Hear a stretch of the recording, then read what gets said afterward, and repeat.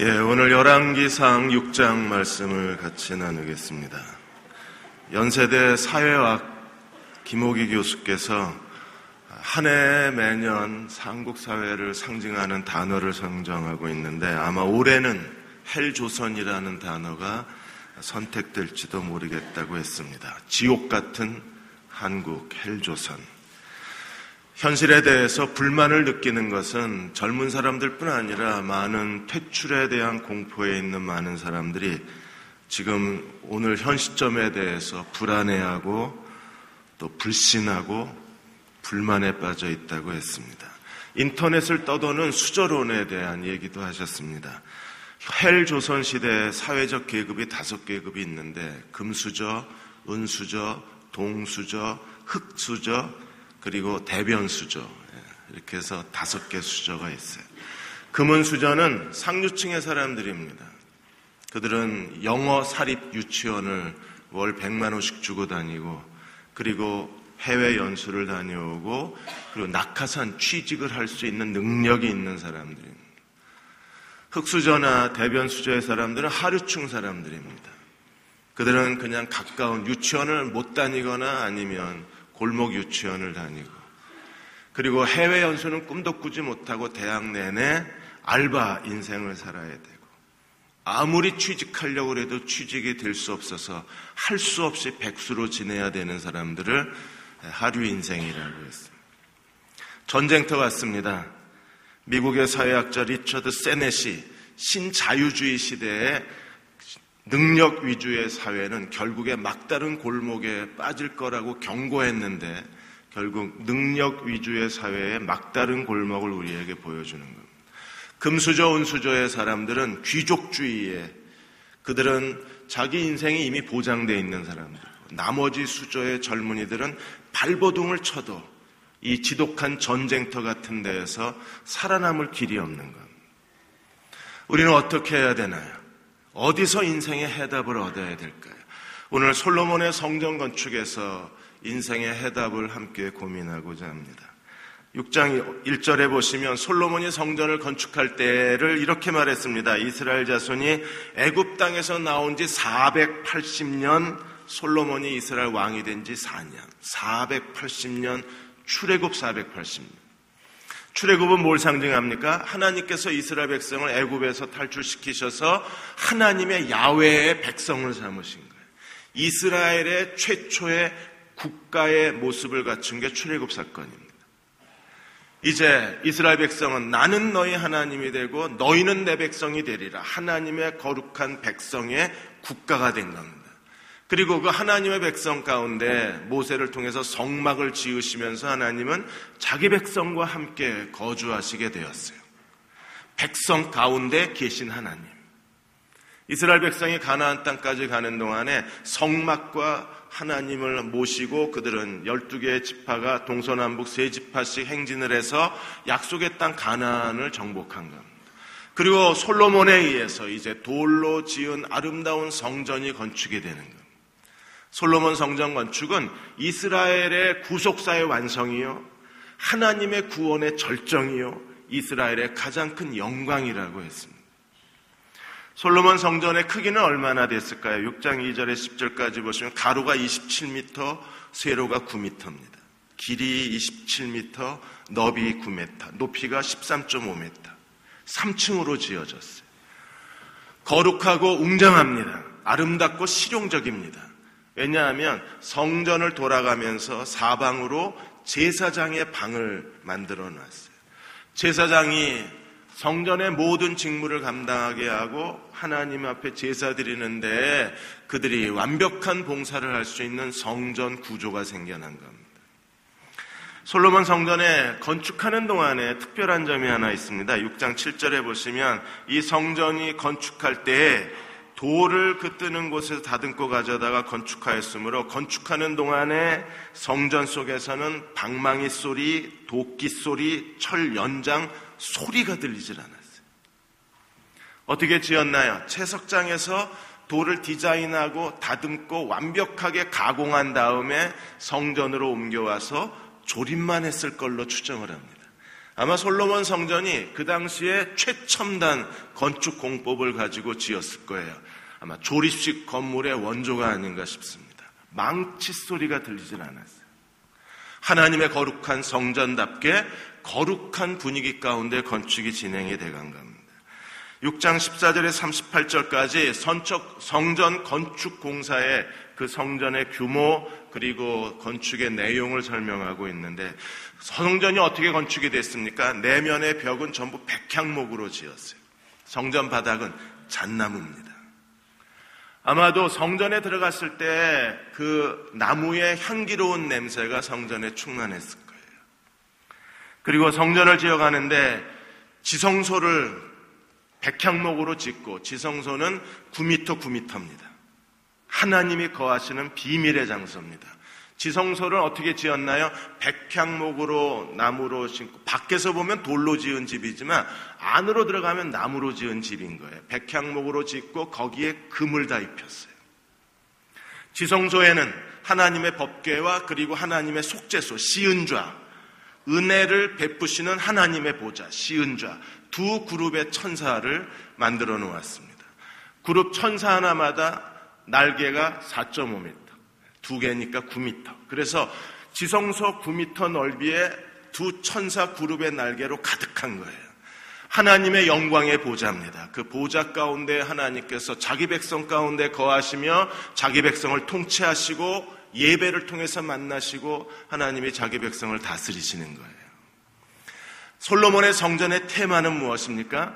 황금 성전입니다. 그래서 6장 22절에 이렇게 말합니다. 온 성전을 금으로 입히기를 마치고 내 소에 속한 제단의 전부를 금으로 입혔더라. 나무로 제작하고 그 위에 금으로 입혀서 솔로몬이 지은 성전은요, 안으로 들어가면 황금 성전입니다. 이 솔로몬이 성전을 몇 년을 지었습니까? 6장 38절에 보시면 7년 반 동안 지었어요. 7년 반 동안에 이 하나님의 성전을 돌로 짓고 그 내부를 황금의 집으로 만들어 놓은 겁니다.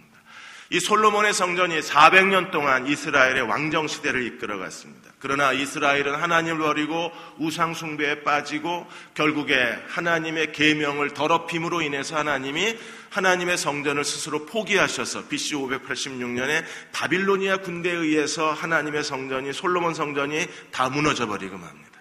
70년 바벨론 포로 이후에 이스라엘이 다시 예루살렘에 돌아와서 제2성전, 스룹바벨 성전을 지었습니다. 예수님 때까지 지었습니다. 그런데 AD 70년에 로마에 의해서 다시 사람이 손으로 지은 돌로 만든 성전이 다 무너지고 불타버리고 말았습니다.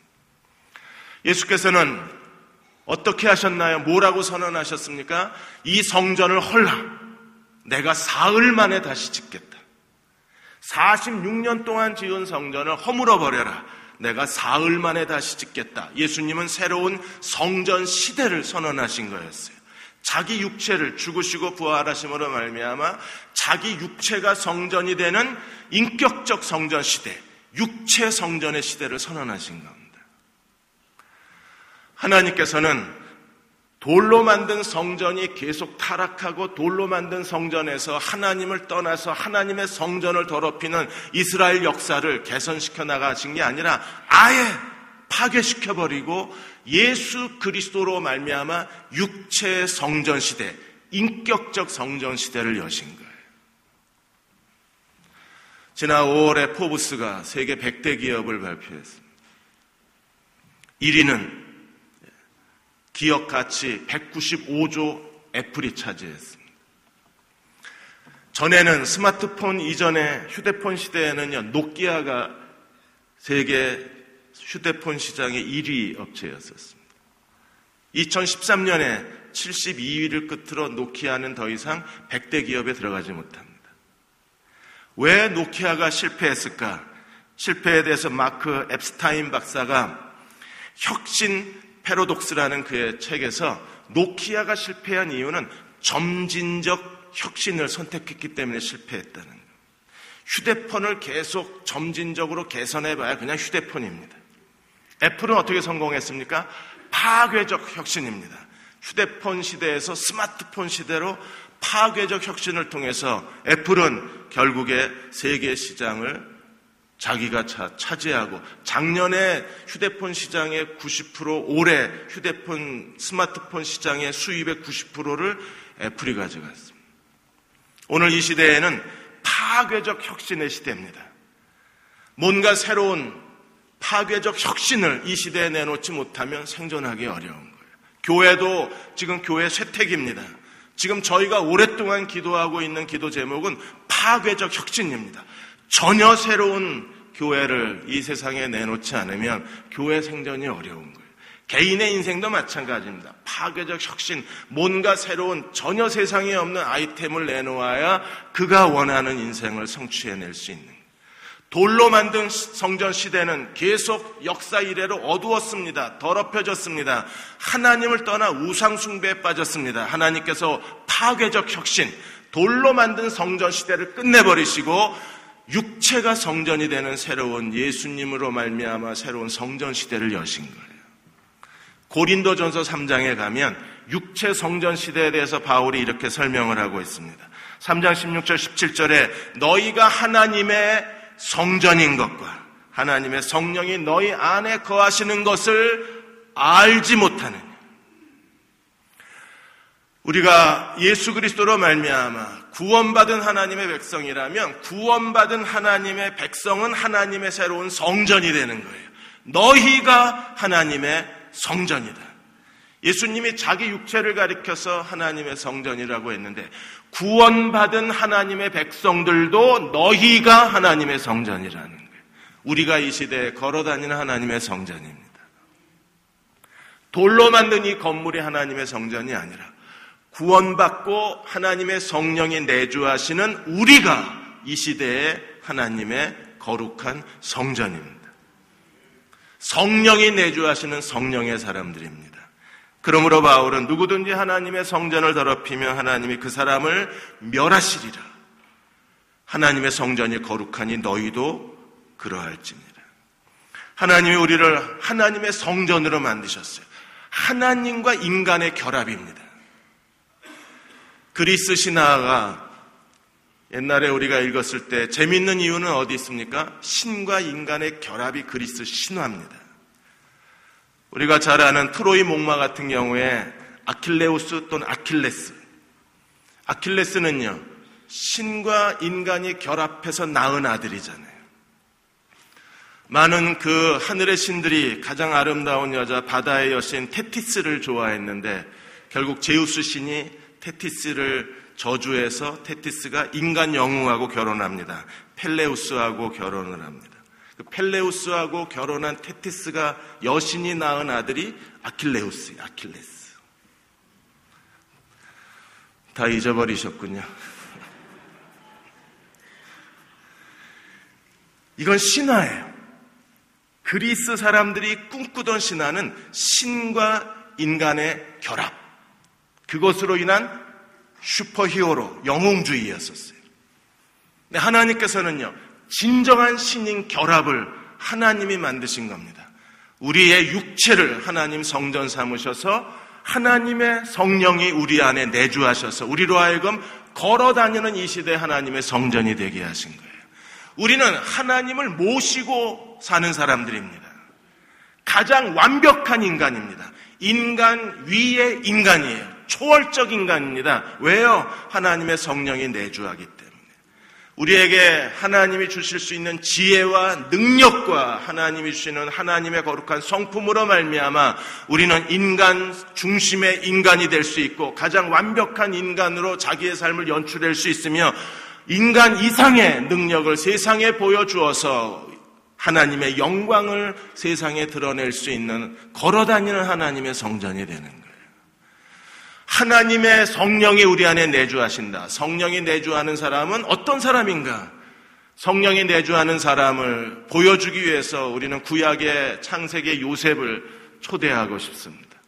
요셉을 초대석에 앉혀놓으면 요셉을 통해서 하나님의 성령이 행하신 장면이 세 장면이 창세기에 나와요. 그 첫째 장면이 창세기 39장 2절과 3절입니다. 여호와께서 요셉과 함께 하심으로 그가 형통한 자가 되어 그의 주인 애굽 사람의 집에 있으니 그의 주인이 여호와께서 그와 함께 하심을 보며 여호와께서 그의 범사에 형통케 하심을 보았더라. 하나님의 성령이 거하는 사람은 어떤 사람들입니까? 이 시대에 하나님이 함께하는 사람입니다. 하나님이 함께하시는 삶의 결과는 뭔가요? 함께하는 사람, 하나님이 함께하는 사람은 어떤 사람으로 우리 앞에 나타나야 합니까? 그는 범사의 하나님이 형통케 하시는 사람이라고 했습니다. 더 이상 무능하게 살 수 없는 사람들입니다. 자기 인생을 감당하지 못해서 무기력하게 인생을 포기해야 할 사람이 아닙니다. 하나님이 함께 하시고 그는 범사의 하나님이 형통케 하실 사람이라고 말씀하셨고 요셉이 그 증거를 보여주었고 보디발 장군이 요셉이 어떤 사람인가를 우리에게 증언하고 있기 때문에 그렇습니다. 이번에 전 축구 선수였던 송종국 씨가 이혼을 발표를 했습니다. 연예인은 참 살기 힘들 것 같습니다. 이혼 소식이 신문을 타고 전국에 발표가 돼야 됩니다. 결혼 9년 만에 파경을 맞았습니다. 2013년도에 아빠 어디가의 그 다정한 아빠 모습을 보여서 모든 사람이 부러워했었는데 2년 만에 이혼이 발표가 됐습니다. 아내가 배우 박입선입니다. 어느 아내가 인터뷰를 했습니다. 왜 이혼했는가에 대해서 인터뷰하기를 남편 때문이 아니래요.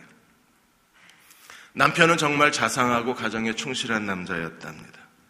오히려 자기가 따뜻하게 대해주지 못해서 미안하다고 말하면서 이런 말을 했습니다. 죽을 만큼 노력해도 안 되는 게 부부라고 그랬어요. 죽을 만큼 노력해도. 어떤 부부들은 정말 죽을 만큼 노력하는데도 해결이 안 됩니다. 인생의 어떤 일들은 죽을 만큼 노력해도 해결이 안 되는 일들이 있어요. 그래서 절망하고 좌절하는 거예요. 그러나 성령의 사람들은 죽을 만큼 우리가 하나님 앞에 기도하고 죽을 만큼 하나님께 부르짖으면 성령께서 우리를 하나님이 함께하는 사람으로 세우시기 때문에 하나님은 결국에 길을 여셔요. 그리고 우리에게 기회를 주십니다. 어떤 사람으로 우리를 세우기 원하십니까? 범사에 형통한 사람으로 세워놓으십니다. 두 번째 요셉의 장면이 창세기 41장 38절에서 40절입니다.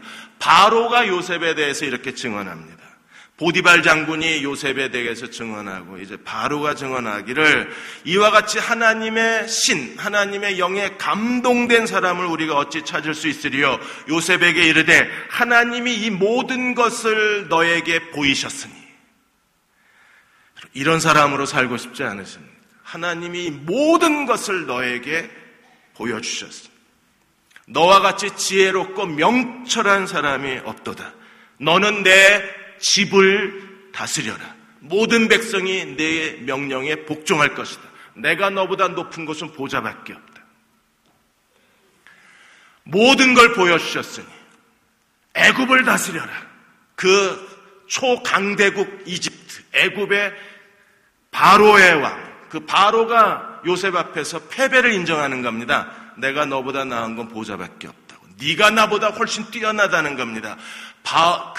요셉이 제안한 그런 7년 가뭄, 7년 풍년에 요셉이 제안한 프로젝트, 국가 운영, 그 어떤 사람도 이런 지혜를 내세울 수 없고 그 어떤 사람도 이 문제를 해결할 만한 정책적인 대안을 내놓지 못했는데 요셉만이 7년 풍년, 7년 가뭄 속에서 어떻게 이 문제를 극복해야 되는가 가장 현명하고 그리고 국가 중심적이고 그리고 국가의 모든 문제를 한꺼번에 해결할 수 있는 총체적 대안을 내놓은 거예요. 그의 리더십, 그의 전략, 그의 행정력, 그의 뛰어난 통찰력. 요셉은 지혜롭고 명철한 사람이었습니다.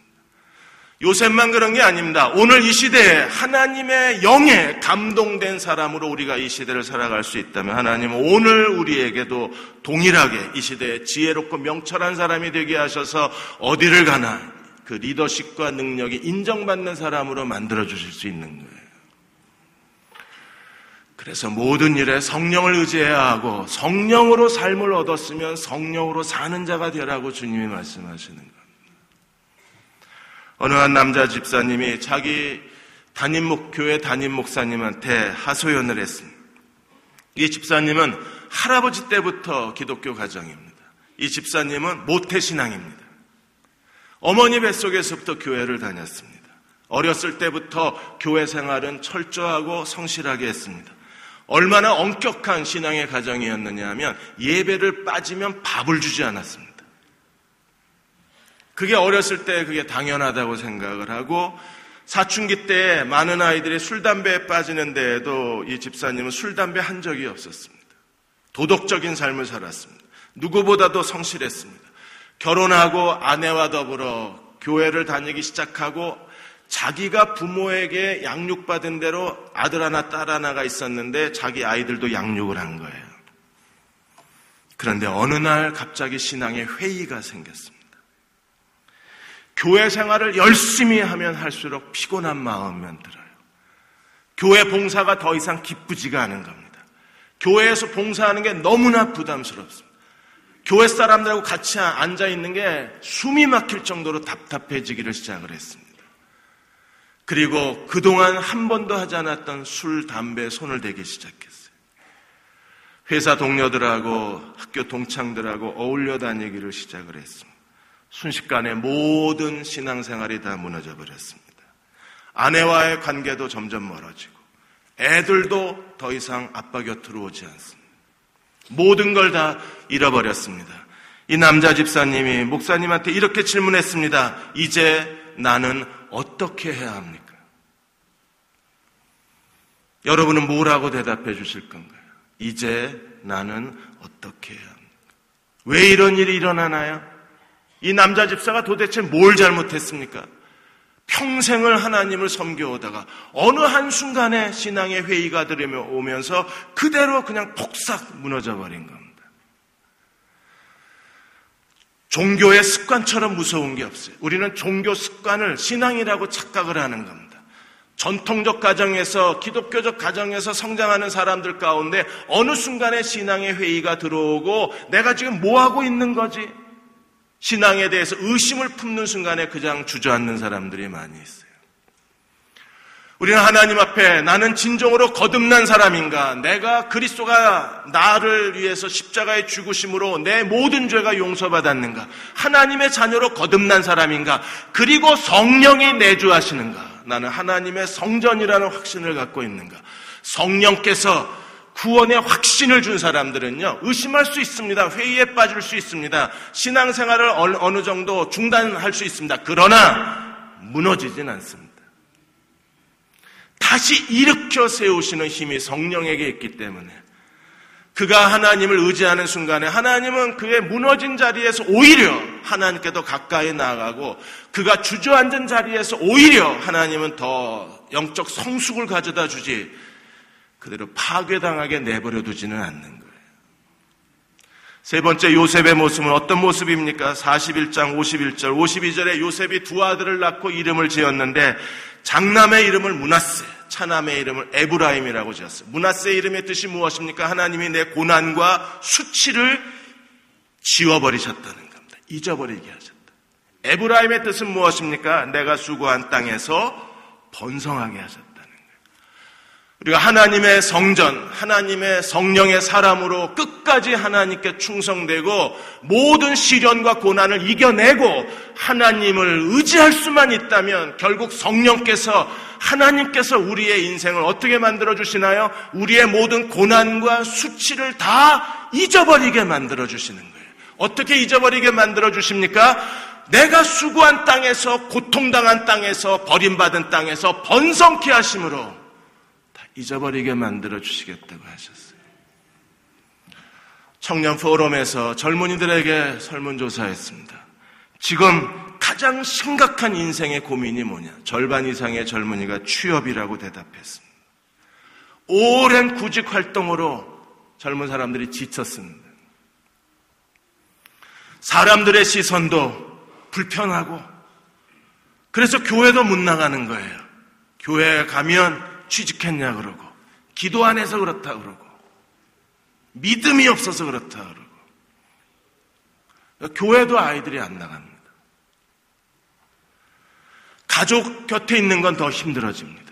가족이라고 너무나 함부로 말하고 마음에 상처되는 말을 하니까 아이들이 자존감이 다 무너져 버렸어요. 패배감과 열등감에 쌓여버릴 수밖에 없습니다. 자기 인생을 쳐다봐도 계속 다른 친구들보다, 다른 젊은이보다 뒤처지는 것 같아서 불안해지는 겁니다. 그러다 어느 순간에 마음에 공허감이 들기 시작합니다. 명문대 나온 거 이게 뭔데? 명문대 나오면 자기 인생이 보장될 줄 알았는데 좋은 대학 나오고 4년제 나오고 성적 좋았는데도 자기 앞에 아무것도 없는 거예요. 텅 빈 벌판만 있는 겁니다. 공허감. 좋은 직장 들어간다고 내 인생이 나아질까?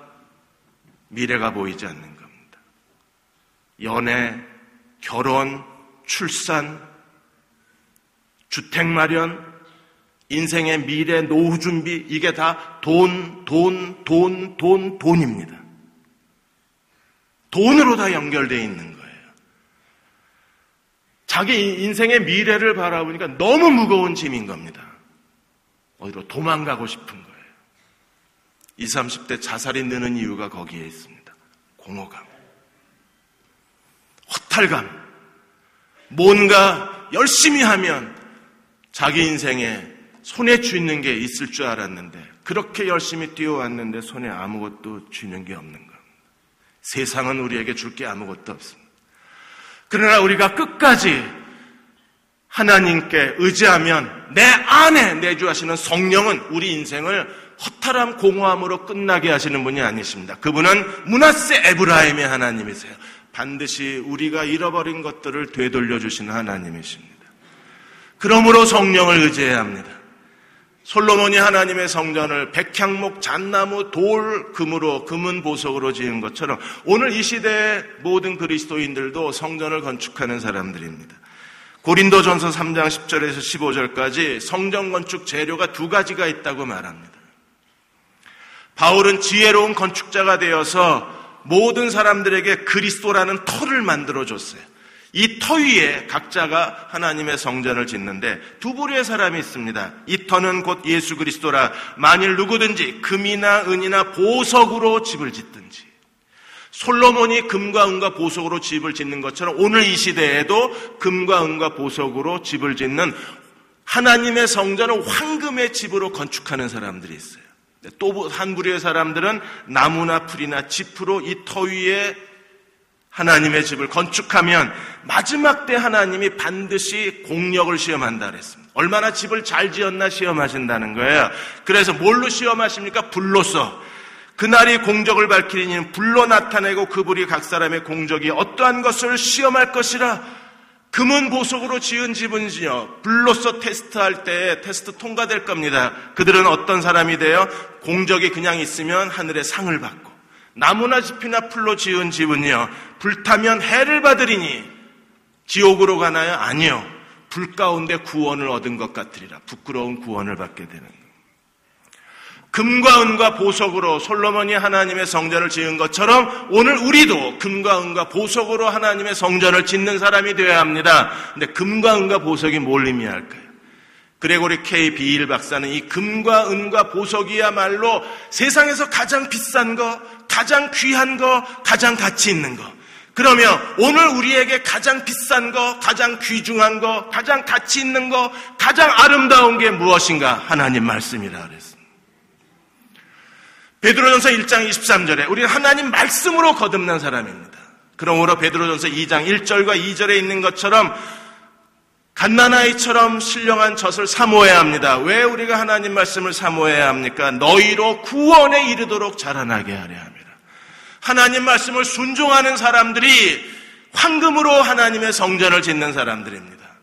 오늘 본문 6장 11절에 13절까지 하나님이 성전 건축 중간에 솔로몬에게 나타나셔서 뭐라고 말씀하셨습니까? 하나님의 계명에 순종하라. 그리하면 다윗의 언약을 이룰 것이요 하나님의 말씀에 순종하라. 그러면 내가 이스라엘을 버리지 아니하리라. 돌로 만든 성전보다 더 중요한 게 순종하는 겁니다. 그래서 성전 건축 중간에 하나님이 솔로몬에게 나타나셔서 순종하라고 말씀하시는 거예요. 오늘 우리가 하나님 말씀에 순종할 때 우리는 금과 은과 보석으로 하나님의 성전을 짓는 사람들입니다. 그가 걸어다니는 황금집이 될 것이고 황금으로 채워진 만들어진 집에서 하나님의 성령이 우리 인생의 새로운 인생을 도전해 줄 거예요. 무디가 말년에 노스필드라는 도시에서 학교 다니지 못하는 아이들을 위한 학교를 시작을 했습니다. 그 학교 가운데에는 여학생 신학교도 있었어요. 그래서 학교에 오는 아이들을 기차역에서 학교까지, 기숙사까지 무디 목사님이 직접 마차를 몰고 아이들을 데려갔습니다. 어느 비가 많이 오는 날 혹시 아이들이 오나 하고 나가서 기다리고 있는데 기차역에 있던 어느 부부가 자기네들이 호텔로 가야 되는데 비가 너무 많이 오니까 데려다줄 마차를 찾다가 이미 택시는 다 나가버리고 그래서 무디가 거기에 혼자 서 있으니까 자기네들을 호텔로 데려달라고 요청을 했습니다. 근데 무디는 학생을 기다려야 된다고 말하자 학생만 사람이고 우린 사람 아니냐 버럭 소리를 질렀습니다. 그러자 무디가 할 수 없이 이 부부를 호텔에 데려다주고 감사하다고 이렇게 돈을 주려고 차비를 주려고 하는 걸 무디가 괜찮다고 그러고 다시 역으로 간 겁니다. 그러자 이 부부가 호텔 직원한테 물어봤습니다. 저 사람 누구냐고. 저 사람이 여기 신학교 무디 목사라고. 그러자 부부의 얼굴이 하얗게 질렸습니다.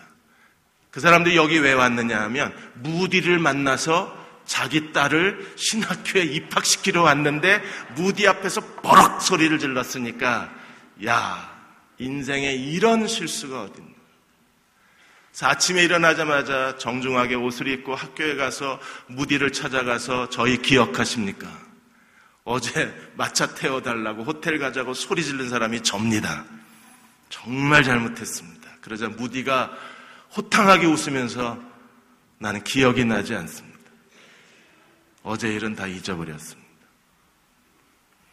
거칠의 인사말이 아닙니다. 성령으로 살아가는 사람들, 하나님 말씀에 순종하고 사는 사람들은 다른 사람의 잘못과 실패를 내일까지 기억하는 사람이에요. 무디가 잊어버렸다면 그는 정말 잊어버린 거예요. 그 사람의 실수를 기억하고 있지 않는 겁니다. 무디는 이렇게 하나님 말씀에 순종하는 겸손과 온유함으로 하나님의 거룩함으로 살았던 사람입니다. 그의 인생은 아마도 하나님에 대한 순종으로 말미암아 무디의 성전은 황금집이었을 거예요. 오늘 우리가 하나님 말씀을 순종할 때마다 우리는 황금집을 짓게 될 것입니다. 그리고 그곳에 하나님의 영광이 머무는 것을 보게 될 것입니다. 마지막 날 하나님이 불로 심판하신다고 했을 때 여러분만 심판하는 게 아니라 목사도 심판을 합니다. 그리스도 터 위에 바울이 그리스도의 터를 닦아놨는데 누가 세울지 조심하라 그랬습니다. 목사도 마지막 날 하나님이 목사의 목회에 대해서 하나님의 불로 심판을 하는 겁니다. 목사들도 여러분 한 사람 한 사람의 마음의 성전을 지을 때 대흥교회 안에 보이지 않는 하나님의 성전을 지을 때 우리도 금과 은과 보석으로 지어야 돼요.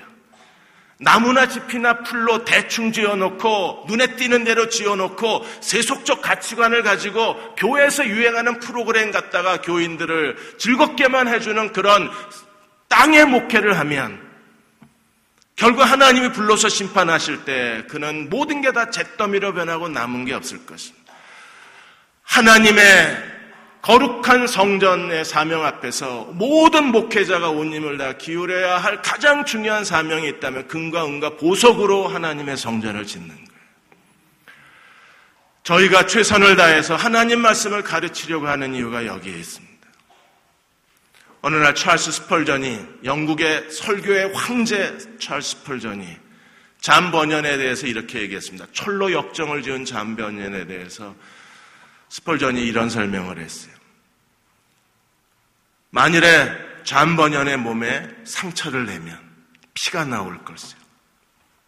당연히 몸에 상처를 내면 피가 나오겠죠. 그런데 잠 번연의 피는 다른 사람의 피하고 다르네. 그의 피에는 하나님 말씀이 가득 차 있다 그랬어요. 사람의 몸에서 피가 나오는데 하나님 말씀이 가득 차 있답니다. 하나님의 복음의 진수가 그의 피를 흘러가고 있고 잠 번연은 그의 영혼이 하나님 말씀으로 충만한 사람이라고 찰스 펄전이 잠번연에 대해서 나는 그가 부럽다고 말하면서 번연을 설명하는 거예요. 지금 저희가 하고자 하는 목회는, 아니, 제가 하고 싶은 가장 중요한 일은 여러분의 영혼을 하나님 말씀으로 채워주는 일입니다. 저는 정말 실력 없고 무능한 목사입니다. 그런데도 온 힘을 다해서 하나님 말씀을 연구하고 준비해서 여러분에게 하나님 말씀을 제대로 가르치려고 온몸으로 노력하는 이유는 이게 제가 준비한 저의 전부입니다. 더 연구하고 더 준비해야 합니다. 그래서 더 하나님의 말씀이 우리에게 뭘 말하고 있는지 그 진리 중에 진리를 찾고 본질 중에 본질을 찾아서 여러분들 앞에 설교하고 싶은 게 제 개인의 소망입니다. 그 외의 것들은 우리에게 중요하지 않습니다. 하나님 말씀이 우리의 영혼을 충만히 채울 수만 있다면, 그래서 우리가 걸어다니는 황금집으로 살 수만 있다면, 성령이 우리의 삶을 지배하실 수만 있다면, 우리는 어떤 상황에서도 성령이 우리에게 지혜를 주시고 성령이 우리의 성품이 되어주시고 성령이 우리의 에너지가 되어주시고 성령이 우리의 유능함이 되어주시기 때문에 우리는 이 땅에 사는 동안에 먹든지 마시든지 무엇을 하든지 하나님의 영광을 구하는 사람이 될 수 있고, 하나님께서 이 땅에 이루고자 하신 그분의 비전과 그분의 뜻을, 하나님의 계획을 이 땅에 성취해내는 믿음의 종들이 될 수 있습니다. 하나님 말씀으로 돌아가십시오. 온 힘을 다해서 하나님 말씀에 우리가 전념을 해야 합니다. 우리의 영혼에 하나님 말씀이 충만해야 합니다.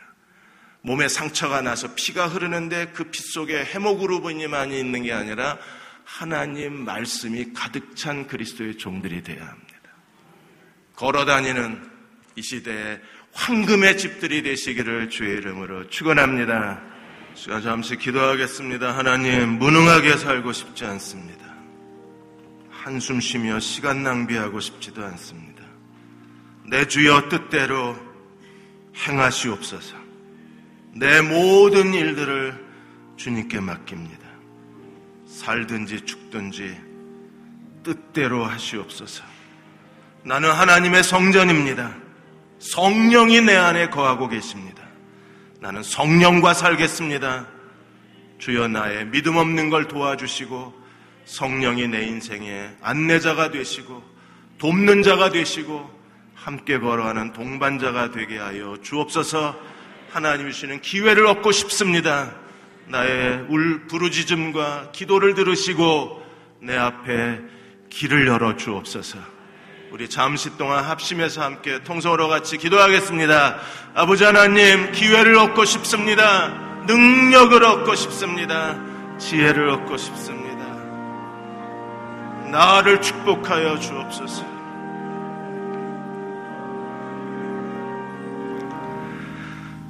세상 사람들처럼 똑같이 고민하고 똑같이 흔들리고 똑같이 실망하고 살고 싶지 않습니다. 다 안 된다 그럴 때 여호수아 갈렙처럼 하나님이 함께 하시면 우리가 능히 이길 수 있다고 고백하고 이 세상을 살고 싶습니다.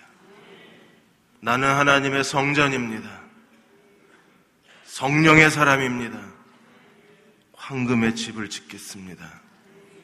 순종하는 저희에게 성령님이 지혜가 되어주시고 순종하는 저희에게 성령께서 권능을 베풀어 주시고 순종하는 저희를 지혜롭고 명철한 자로 세워주셔서 어디를 가나 인정받는 하나님 사람들 되게 하여 주시고 범사의 요셉을 형통케 하신 것처럼 저희의 행하는 모든 일을 하나님이 형통케 도와 주옵소서.